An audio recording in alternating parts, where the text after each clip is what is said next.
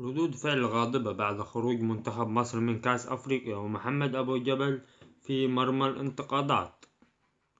تفوق منتخب الكونغو الديمقراطية على منتخب مصر بركلات الترجيح بنتيجة 8-7 بعد نهاية الوقت الأصلي والإضافي بالتعادل بهدف لمثله في الدور الثاني من نهائيات كأس الأمم الأفريقية.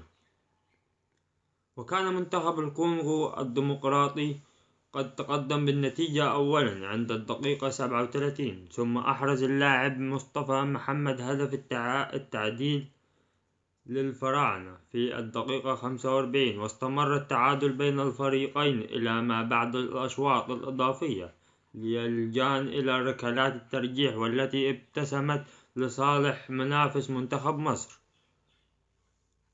وأثار خروج الفراعنة من دور ال16 في بطولة القارة السمراء ردود فعل غاضبة، إذا كان من بين المرشحين لنيل اللقب في النسخة الحالية المقامة على أراضي ساحل العاج.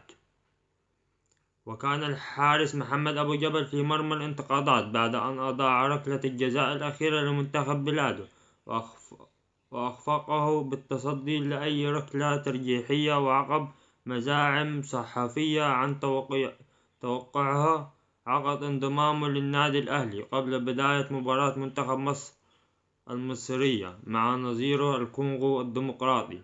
ونستعرض فيما يلي أبرز ردود الفعل.